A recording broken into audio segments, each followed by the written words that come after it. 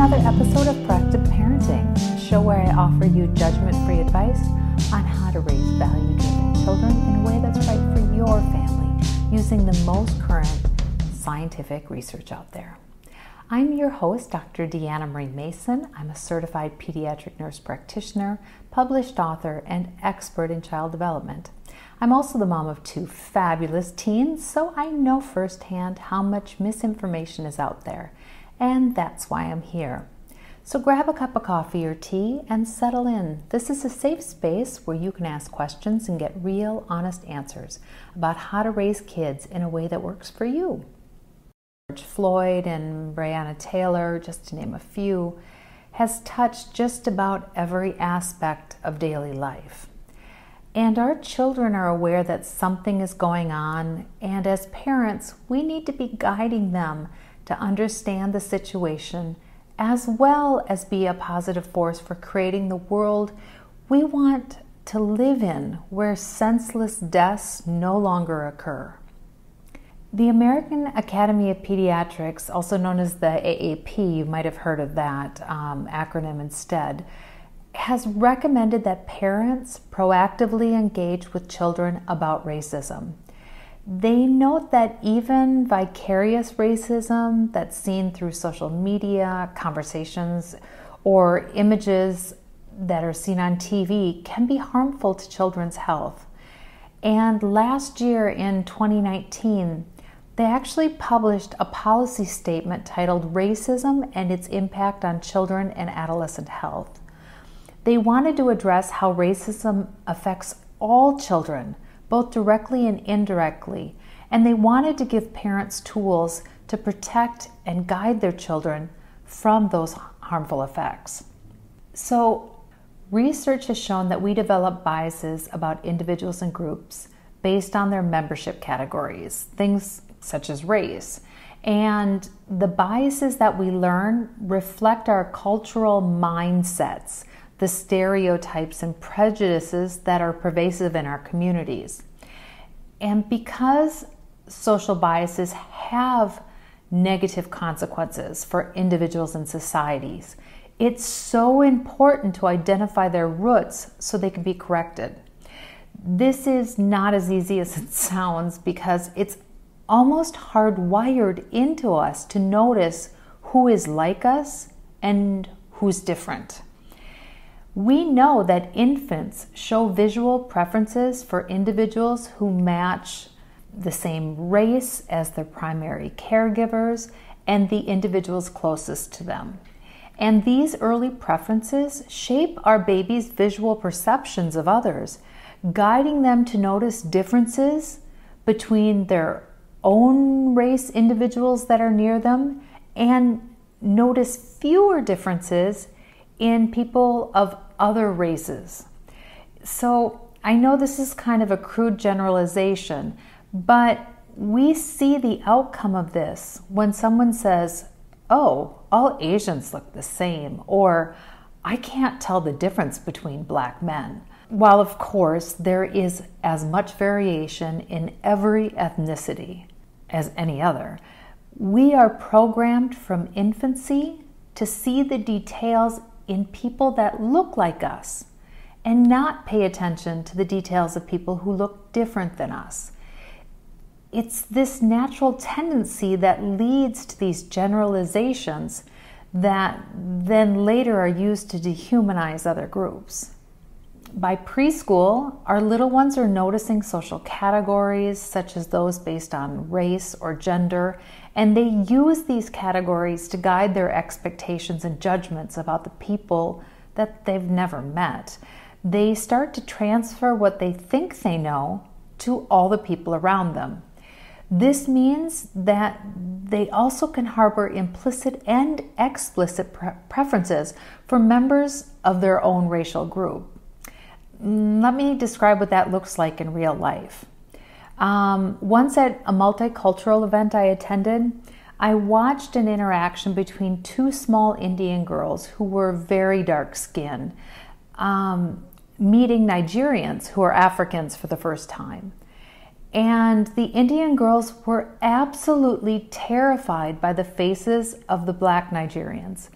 even though their skin color was not very different. And after the two groups separated, the older Indian girl said to the younger one, "We are brown, they are black." Now, this anecdotal interaction shows how early we learn to seek those who are like us and separate ourselves from people who we don't perceive to be like us.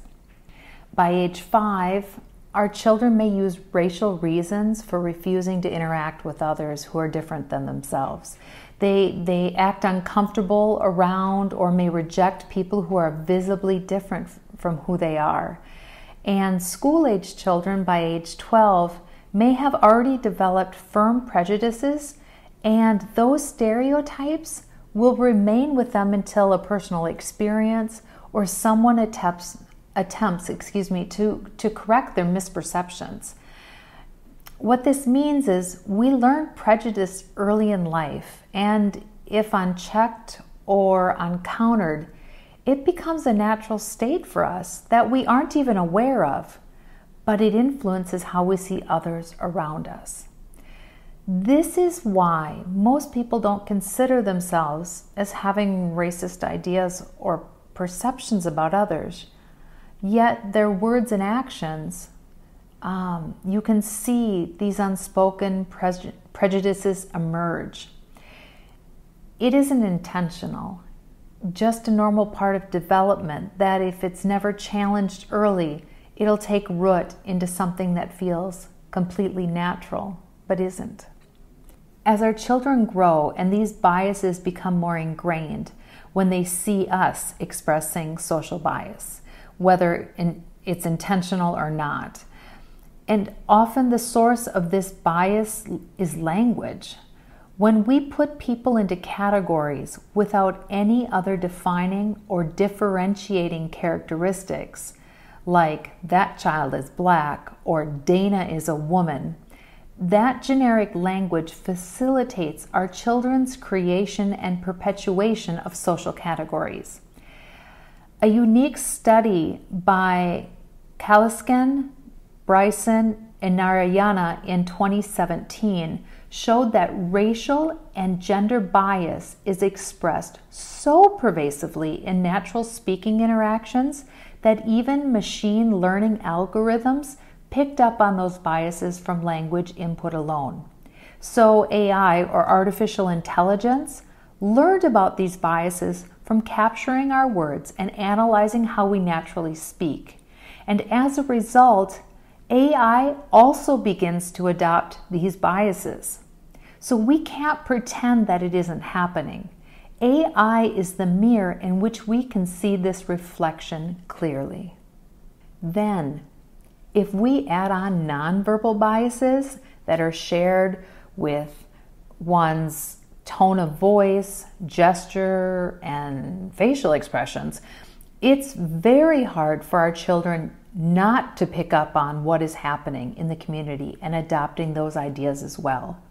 In the end, our kiddos pick up perniciously these patterns of bias that are present in their social worlds, including our families, communities, schools, social media, visual media content, the news, everything. So what this means is that social bias and racism is transmitted naturally without us even trying. It's the elephant in the room that we pretend is invisible. We're all doing it, even if we aren't aware of it. I know this can sound harsh and judgmental, but it's what the research is showing. I believe that most people are good, honorable, kind, and have no ill will towards others.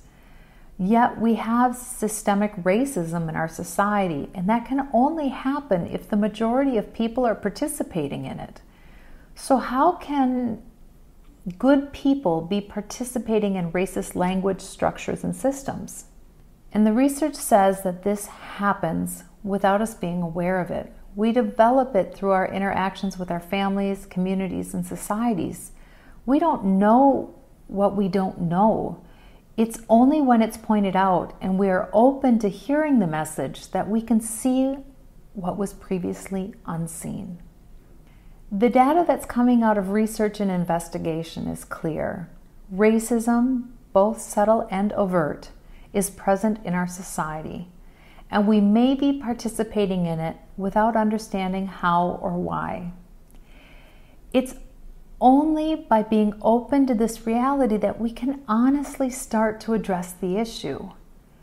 This is what motivated the American Academy of Pediatrics to take such a strong position on the topic for all families. They know that racism is addressed by breaking the cycle during childhood. Early intervention is key. Therefore, we as parents must work intentionally to minimize what our children will learn from society. As parents, we are the earliest and most powerful source of racial attitudes, both positive and negative, that our children have. Since we learned our biases from our families and communities, the first place we have to start is to do some self-reflection about our own biases so that we can model an example that is consistent with the message of racial and ethnic tolerance. We can do this talking about race. It's okay for us to talk about race and correct our own racial biased thoughts, feelings, and actions. We can show our children that we're open to learning how to be better, and that gives them permission to change their perceptions too. Our everyday comments and actions will communicate more than anything else we do. Now, we can't unlearn everything that we've picked up over our lifetimes in a day or a week. It takes time to become aware and to make changes. The goal is to focus on progress, not perfection. We're going to make mistakes. And when we do, we have to acknowledge them and model a better response or action for our children, because our little ones are watching us all the time. They are absorbing everything we say and do. Another thing we can do is to try to widen our social networks. We can be open to making friends and acquaintances from other ethnic groups.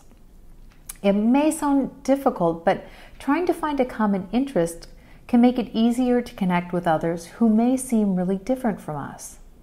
An example could be joining a multicultural book club where every member chooses a text from a writer from their background. By doing this, we're encouraging our children to have diverse circles of friends as well, and over time, it can lead to engaging in multicultural activities and experiences, which are really enriching. Another great way to help our children be more open is to bring them with us when we travel and let them experience new communities with us. Traveling helps both us and our kiddos understand that the world is diverse and full of lots of different people and experiences. Being in a different community of people, seeing how they live, noticing that everyone is searching for love, understanding, safety, and hope can help build connections between our lived experience and seeing the same themes in other groups of people. In my own experience as a parent, taking our kids with us when we traveled provided us all with a chance to notice our inherent biases and come to terms that many of them were unfounded. Regardless of the language being spoken, the prevalent religion of the people, the types of foods eaten, the organizations of cities and towns, travel teaches us that people are people. We aren't so different at the core of who we are, and the outside differences of dress or food is what makes the world so vibrantly beautiful. Variety truly is the spice of life. Along with reflecting on our own biases, we need to be intentional about talking with our children at each age and stage. Since we're still working on becoming aware of our own racial biases and prejudices, we cannot leave modeling as the only way to address this issue with our kiddos. We need to have intentional conversations to be sure that our children are getting a clear message about our expectations. Some general approaches that we can use include checking in with our children and asking them what they know, what they've seen, or how they're feeling. For example, if we have a preschooler with us at the grocery store and they start to notice and point out differences in people or ask about another person's skin tone, we could respond by saying, "Isn't it wonderful that we are all so different?" Or maybe we could hold our arm against theirs to show that there's even differences in skin tone within the same family, but we're still part of the same human race, regardless of what skin color we have. These small interactions move race from being something that is othering or separating people from each other into something that highlights similarities while celebrating the small differences.